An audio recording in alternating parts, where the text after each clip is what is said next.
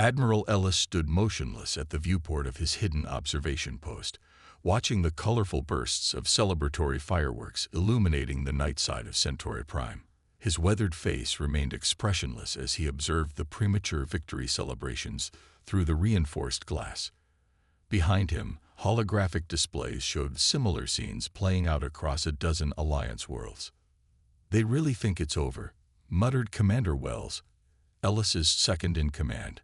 She shook her head as she watched Alliance leaders making grand speeches on the main view screen. Prime Minister Talon of the Alliance Council declares this day marks the effective end of the Void War, announced a news broadcaster with undisguised joy. The destruction of the Void Empire's main battle fleet has broken the back of their military might. Ellis's jaw tightened. He knew better. The intel sat heavy in his secure datapad. The fleet the Alliance had destroyed was nothing but a carefully crafted decoy, a sacrifice play by the Void Empire that had worked perfectly.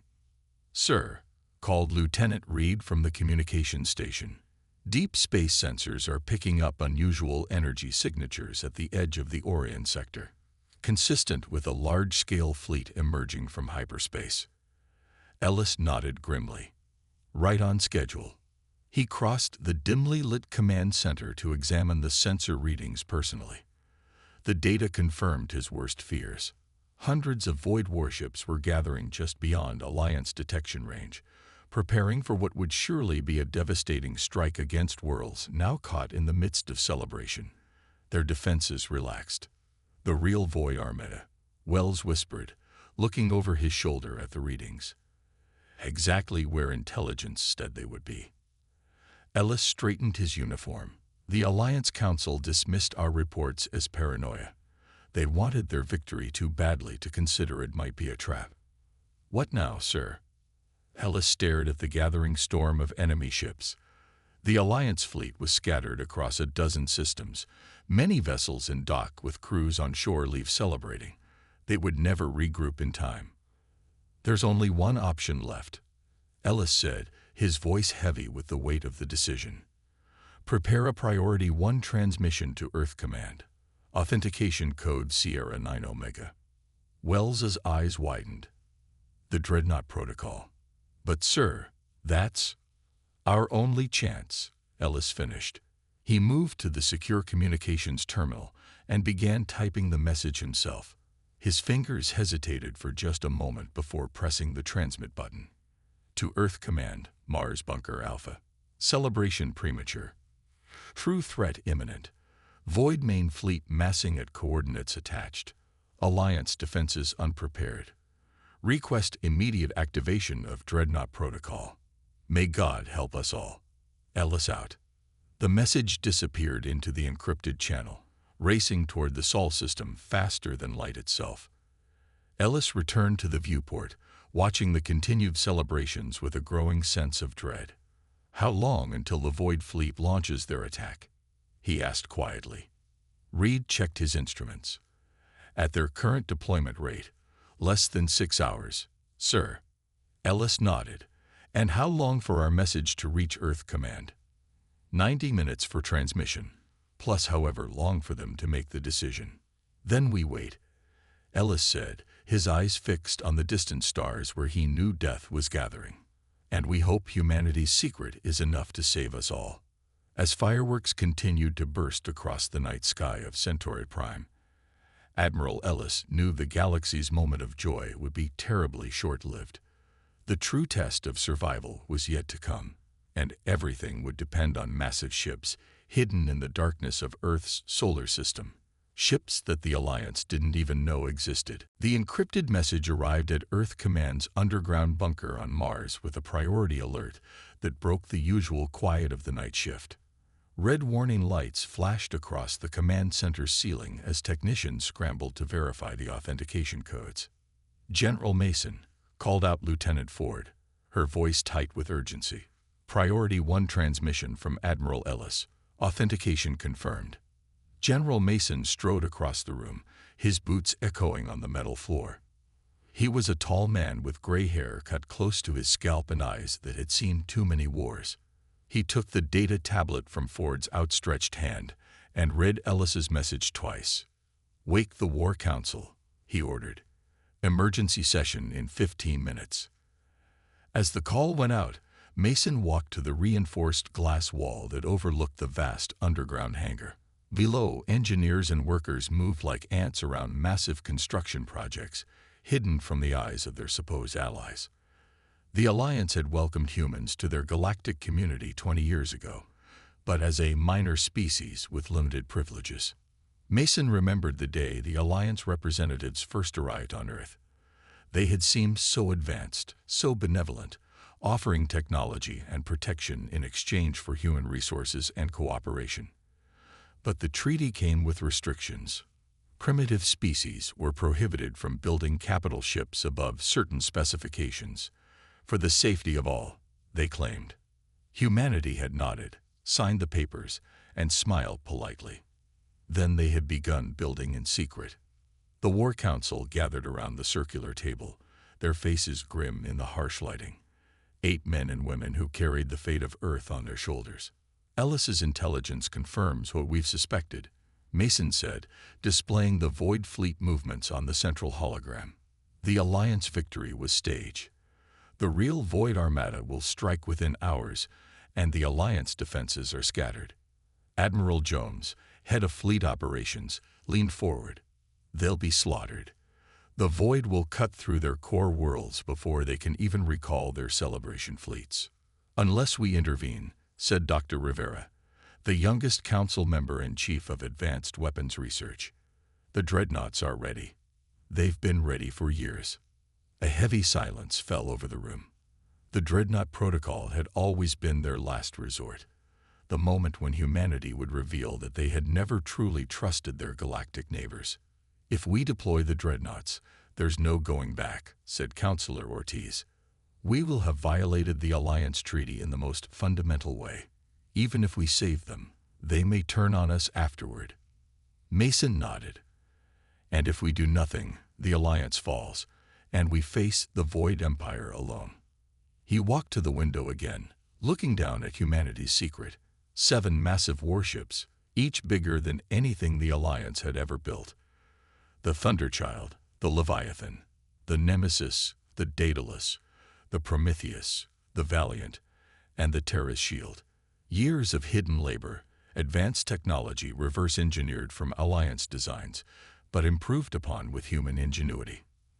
The Alliance classified us as a minor species because our interstellar technology was new, Mason said quietly. They never bothered to study our history of warfare. They never understood what they were dealing with. He turned back to the council. "I propose we deploy 3 Dreadnoughts to the conflict zone. The others remain here to defend Earth in case this is a more complex trap." After a brief debate, the vote was unanimous. Mason picked up the command phone and spoke clearly. "This is General Mason. Authorization code Omega 7 Delta 9. Deploy the Thunderchild, the Leviathan, and the Nemesis. Jump coordinates to follow." In the massive underground hangar, klaxons began to sound. Crew members who had trained for years in simulation rushed to their stations aboard the 3 selected vessels. Massive bay doors began to slide open on the surface of Mars, revealing the starry canvas above. "Send a message to Admiral Ellis," Mason ordered. "Tell him help is coming. Tell him to hold on." Captain Reynolds clung to his command chair as another blast rocked the Alliance cruiser Dauntless. Warning lights flashed across the bridge consoles, and the acrid smell of burnt circuitry filled the air. Through the main viewport, he watched in horror as 3 more Alliance vessels erupted into balls of flame. "Shields down to 17%, shouted his tactical officer over the blare of alarms. "We can't take another direct hit." The Void Armada had appeared without warning 4 hours ago, dropping out of hyperspace directly above Proxima Colony. The massive black ships, shaped like jagged arrowheads, had immediately opened fire on the unprepared Alliance defense fleet. Half the Alliance ships had been destroyed in the first salvo, caught with their shields down during the victory celebrations. "What about the distress calls?" Reynolds demanded, wiping blood from a cut above his eye. "Any response from Alliance Command?" Communications Officer Patel shook her head, her fingers dancing desperately across her damaged console. All channels are jammed. I can't get through to anyone beyond this system. Reynolds grimaced. The situation was the same at Centauri Prime and New Arcturus, the three most important Alliance core worlds under simultaneous attack. It was a perfectly coordinated strike against a celebrating, unprepared enemy. "Sir, the Colonial Defense Station has fallen," reported his first officer, Commander Davis. "Void landing craft are heading for the surface." Reynolds slammed his fist against the armrest. Millions of civilians lived on Proxima Colony. Most had been watching fireworks when the attack began. Now they faced Void ground troops, known throughout the galaxy for their brutality. "Bring us around," Reynolds ordered. "We'll try to intercept those landing craft." "Captain, that's suicide," Davis protested. "We're barely holding together as it is." "I didn't ask for your opinion, Commander," Reynolds snapped. "Those are our people down there." The damaged cruiser slowly turned, its engine sputtering as it moved to place itself between the Void landing craft and the colony below. On the tactical display, Reynolds could see the remaining Alliance ships trying to form a defensive line, but they were outnumbered 5-1. "This is it," he thought grimly. "The end of the Alliance." A sudden burst of static came through the communication system, making everyone on the bridge jump. "Repeat, all Alliance vessels hold position. Reinforcements inbound." The message was fragmented, breaking through the jamming only in pieces. "Who sent that?" Reynolds demanded. Patil frowned at her screen. "I can't identify the source, sir. It's not using standard Alliance encryption." "A void trick," Davis suggested. Before Reynolds could respond, his sensor officer called out in surprise. "Captain, massive energy signatures at the edge of the system. 3 objects dropping out of FTL." The bridge crew held their breath as the sensor officer worked frantically at his station. They're ships, sir, but the size readings can't be right. If these readings are accurate, they're at least 3 times larger than our biggest battleships." "Void reinforcements?" Reynolds asked, his heart sinking. "No, sir. They don't match any Void signatures in our database. In fact, they don't match anything I've ever seen." The main view screen shifted to show 3 enormous vessels appearing at the edge of the Proxima system. They were sleek and powerful, clearly built for war, but with lines suggesting incredible speed despite their size. Each bore a distinctive emblem on its hull, a stylized Earth surrounded by stars. "Those aren't Alliance ships," Davis whispered. "Look at the markings." Reynolds stared in disbelief as the 3 massive warships accelerated toward the battle, weapon systems coming online. "They're human," he said, recognition dawning. "But that's impossible. Humans don't have ships that size." As the newcomers closed the distance, a clear message broadcast on all frequencies, cutting through the void jamming with ease. "This is Captain Taylor of the Earth Dreadnought Thunderchild to all Alliance vessels. Form up behind us. We'll handle the heavy lifting." The bridge of the Void command ship fell silent as the 3 massive vessels appeared on their tactical display. Admiral Crunn, Supreme Commander of the Void Assault Fleet, rose slowly from his command throne, his pale eyes narrowing at the sight. "What are those?" he demanded, his voice cutting through the stunned silence. "Unknown configuration, Admiral," responded his tactical officer. "Size exceeds any known Alliance vessel by 300%. Weapons systems, we cannot even identify some of them." Crunn studied the newcomers with growing unease. Their attack had been planned for years, timed perfectly to strike when Alliance defenses were at their weakest. Their intelligence had accounted for every Alliance ship, every defensive position. These vessels had appeared from nowhere. "Magnify the markings," he ordered. The screen zoomed in on the lead ship's hull, revealing the emblem of Earth surrounded by stars. "Humans," Crunn whispered in disbelief. "Impossible. Their treaty limits them to light cruisers only." Aboard the Thunderchild, Captain Taylor stood tall on the command deck, surveying the battle through the massive forward viewport. The ship hummed with power around him, systems that had been tested thousands of times in simulation, but never in actual combat. "All weapons systems online," reported his weapons officer. "Kinetic barriers at full strength. Gravity lance charged and ready." Taylor nodded, feeling the weight of the moment. For 20 years, humanity had prepared for this day, building in secret while playing the role of the grateful minor species. "The Leviathan and Nemesis are in position, Captain," his first officer informed him. "They await your command." Taylor keyed his communications panel.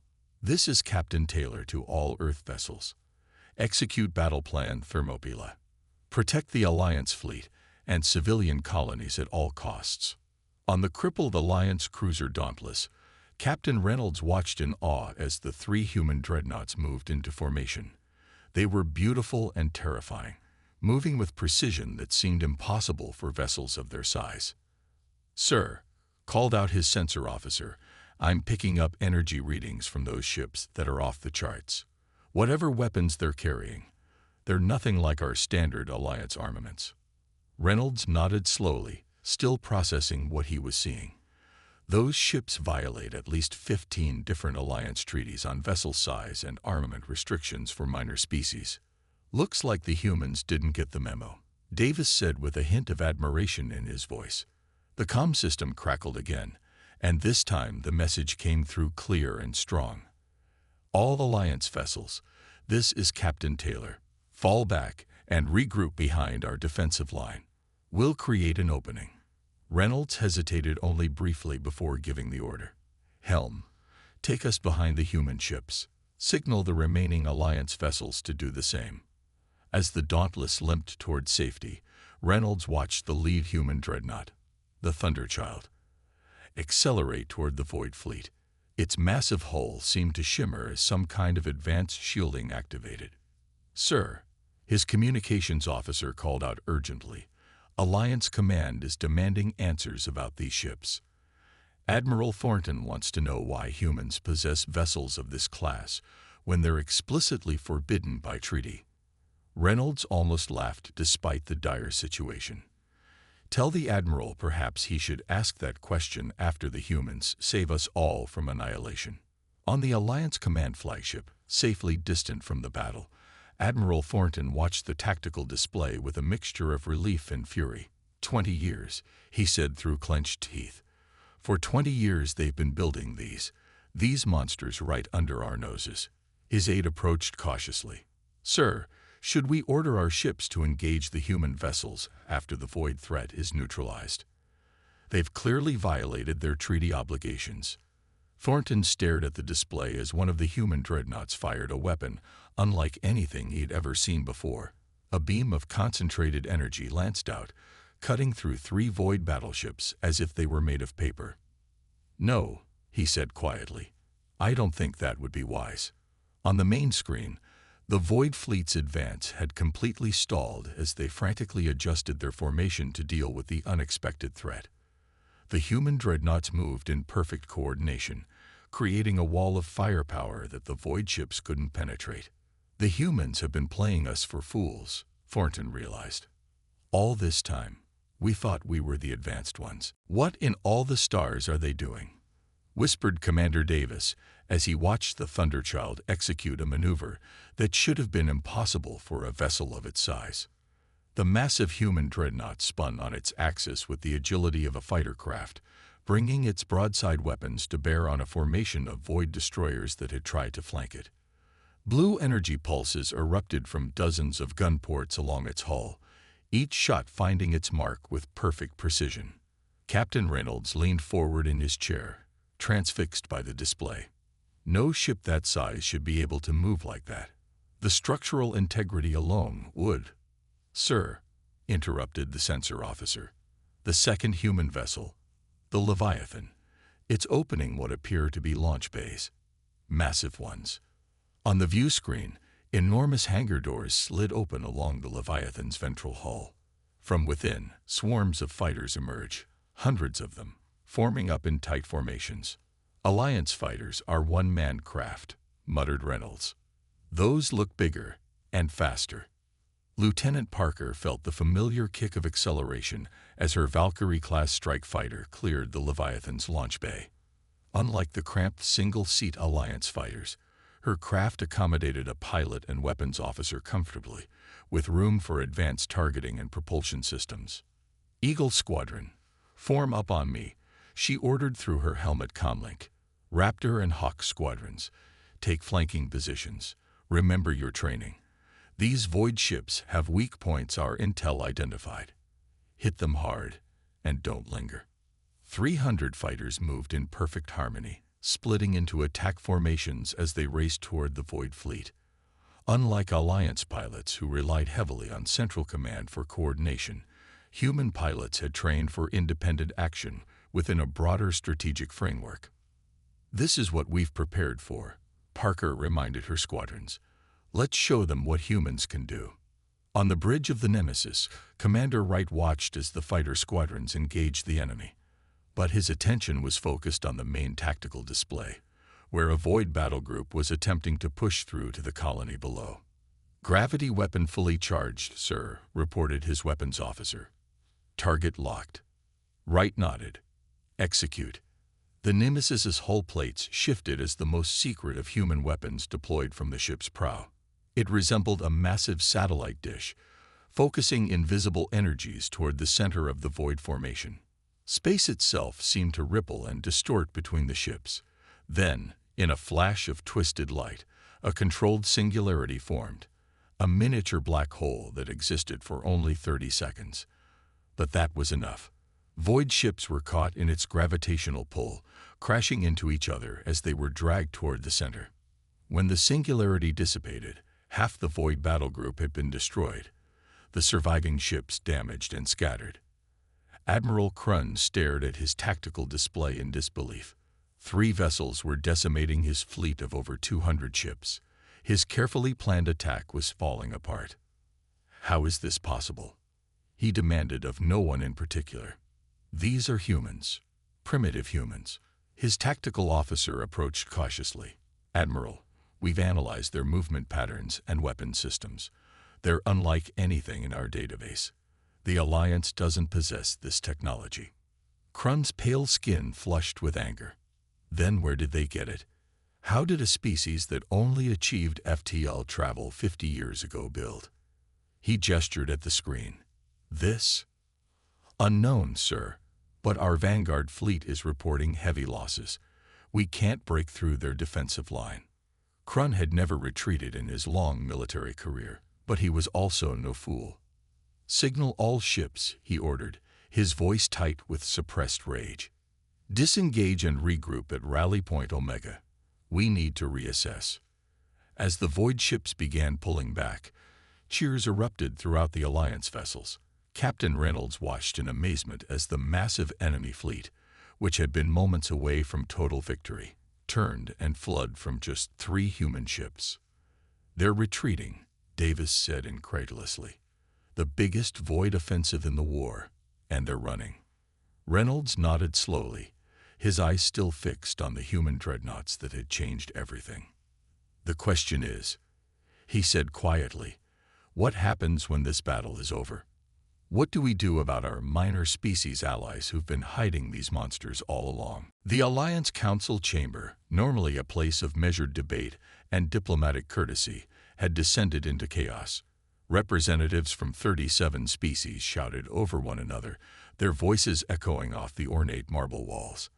At the center of the storm stood Thomas Grant, Earth's ambassador to the Alliance, facing the anger of the entire galactic community. "Order. I will have order," demanded High Counselor Velix, his 4 arms raised in a gesture of authority. The chamber gradually quieted, though the tension remained thick enough to cut with a blade. "Ambassador Grant," Velix continued, his voice cold, "you stand before this council to explain how your government has committed what may be the most significant treaty violation in Alliance history. The Armament Limitation Treaty clearly restricts minor species to vessels no larger than 1,500 meters in length with specifically defined weapon systems."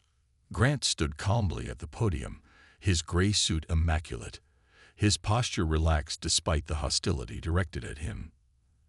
The human dreadnoughts observed in battle were each over 5,000 meters long and carried weapons technologies unknown to this council. Velix continued. How does Earth explain this breach of trust? Grant cleared his throat and looked around the chamber. Distinguished representatives of the Alliance, my government authorized me to provide a simple answer. You classified us as a minor species. We never agreed with that assessment. We simply didn't correct you. Angry murmurs rippled through the chamber. That is semantics, Ambassador, shouted the Tellurian representative. Your people signed the treaty. Grant nodded. We signed a treaty with specific limitations for minor species. We never once, in any document, acknowledged ourselves as such. Check the records. That was your classification, not our acceptance. The chamber erupted again until Velix restored order. Even if we accept your legal wordplay, Ambassador, the fact remains that humanity built these weapons in secret while pretending to be a compliant member of our community, Velix said. With respect, Counselor, Grant replied, when has trust without verification ever been wise? Especially given recent events. He tapped his datapad, and the large screen behind him displayed intercepted void communications. The translation scrolled across the bottom. Human worlds will fall first. Their pathetic defenses and treaty-limited ships will crumble within hours. The Alliance's decision to restrict their military development has made our victory inevitable. The chamber fell silent as the implications became clear. The Void Empire built their entire war strategy around our perceived vulnerability, Grant said quietly. They knew the limitations you had placed on us. They counted on those limitations. So humanity decided to secretly arm itself, asked the Dorian representative, their luminescent skin pulsing with anger. We decided to survive, Grant corrected. Earth has faced extinction before. In our history, we learned a hard lesson. Peace through strength. Trust, but verify. Captain Taylor, who had been seated behind Grant, stood and addressed the council. The Alliance welcomed us to the galactic community 20 years ago as junior partners. You gave us technology, protection, and trade. For that, we remain grateful. His voice hardened. But you also patronized us, restricted us, and treated us as children who couldn't be trusted with our own defense. He gestured to the battle footage still playing on screens around the chamber, footage of human dreadnoughts turning the tide against overwhelming void forces. Where would the Alliance be today without those ships? He asked. How many of your worlds would now be under void control? The uncomfortable silence gave him his answer. A junior aide rushed into the chamber and whispered urgently to Velix. The High Counselor's face paled as he listened. We have just received word, Velix announced, his voice shaking slightly. The Void Empire has launched a massive fleet toward the Sol system. They appear to be targeting Earth directly. Grant and Taylor exchanged grim looks. It seems, Grant said, that the Void has identified who really stopped their advance. Now we will see if humanity's preparations were sufficient. Taylor's communicator beeped with an urgent message from Earth Command. The remaining dreadnoughts are moving into defensive positions, he informed the Council. But we could use Alliance support, if you're willing to provide it. The chamber fell silent as the representatives faced a difficult choice: punish humanity for their deception, or stand with them against the common enemy. General Mason stood in Earth Command's war room beneath the surface of Mars, watching as red dots representing the Void Armada moved relentlessly toward the Sol system. Hundreds of enemy ships, far more than had attacked the Alliance core worlds, were less than 6 hours away from reaching Earth. They're throwing everything they have at us, observed Admiral Jones. This isn't just tactical anymore. They'd want us gone. Mason nodded grimly. The Void had recognized humans as the true threat to their plans of galactic conquest. Now they sought to cut off the head of the snake. Status of our defenses, Mason asked. The Daedalus, Prometheus, Valiant, and Terra's shield are in optimal positions around Earth's orbit, reported Colonel Lin, pointing to the 4 massive dreadnoughts represented by blue triangles on the tactical display. All orbital defense platforms are fully armed and manned. Mason studied the defensive formation. 4 dreadnoughts were a formidable force, but the incoming Void Fleet dwarfed anything they had faced before. And the Thunderchild, Leviathan, and Nemesis, still engaged in cleanup operations in Alliance space. They've begun the journey back, but they won't arrive before the Void Fleet does. Mason's comm unit beeped. "Sir, priority message from the Alliance Council." He braced himself for more diplomatic outrage over the treaty violations. Instead, the holographic image of High Counselor Velix appeared, his expression solemn.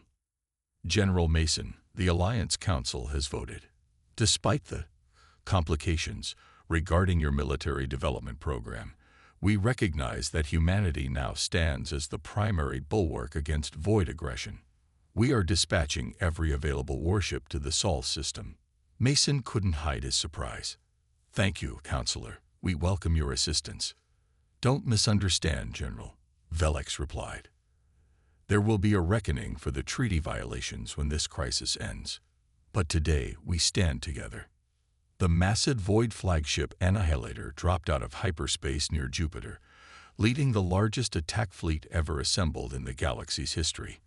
From his command throne, Supreme Overlord Tazik surveyed the tactical display showing the human home system. "So this is the cradle of the species that dares defy us," he hissed. "Prepare the planet killer weapon. Earth will be reduced to asteroid debris by day's end." His subordinates moved to comply, but were interrupted by urgent sensor reports. "Supreme Overlord, 4 massive vessels detected in Earth orbit." Tazik narrowed his eyes at the display. "The human dreadnoughts, just as our scouts reported." He waved a dismissive hand. "They are only 4. We are Legion." "Sir," more contacts appearing at the system's edge. "Alliance signatures, dozens of them." Tazik's confidence wavered slightly. The Alliance comes to die alongside their human pets. How touching. Captain Walker of the Terra's Shield watched his tactical display as Alliance ships began arriving.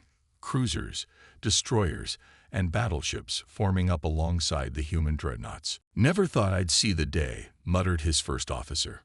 Walker nodded. For 20 years, humans had prepared in secret, trusting no one but themselves. Now they would fight alongside the very allies they had deceived. "All ships, this is Terra's Shield Actual," Walker broadcast to the combined fleet. "Form up according to Battle Plan Jupiter. Human fighters will provide close support while Alliance vessels target their command ships. The dreadnoughts will engage their heaviest units."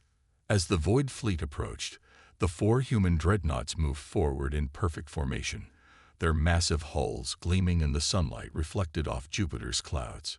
"For Earth," Walker said quietly, then louder to his crew. "All weapons free. Engage." The battle that unfolded near Jupiter became legend. Human dreadnoughts unleashed their full arsenal. Gravity weapons tearing void formations apart, advanced railguns punching through enemy shields, and swarms of fighters dancing between capital ships. Alliance vessels struck with precision at targets identified by human intelligence. When the Void flagship unveiled its planet killer weapon, a massive cannon capable of cracking a world's crust, the Terra's Shield placed itself directly in the line of fire, absorbing the terrible blast with experimental shields that flared like a newborn star. In that moment of sacrifice and protection, something changed in the relationship between humans and the wider galactic community. 6 hours later, Supreme Overlord Tazik watched in disbelief as his mighty armada broke apart under the combined assault. His flagship's engines were crippled, weapons systems offline. "How?" he demanded of the universe. "How could we lose to these primitives?"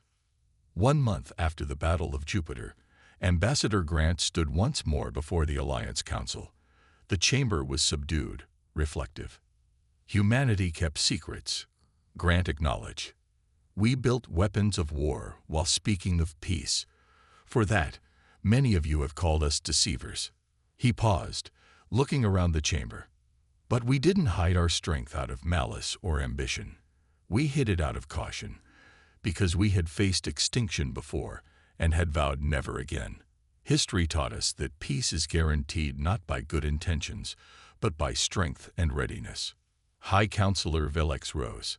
The Alliance has much to learn from humanity, it seems. The treaty restrictions for Earth are hereby lifted. From this day forward, humans will sit as equals at this council. As the chamber erupted in applause, Grant thought of the long journey that had brought humanity to this moment. From a species confined to one world to guardians of galactic peace. The galaxy had celebrated too soon, thinking the war was won. Then human dreadnoughts had entered the battle, and everything had changed forever.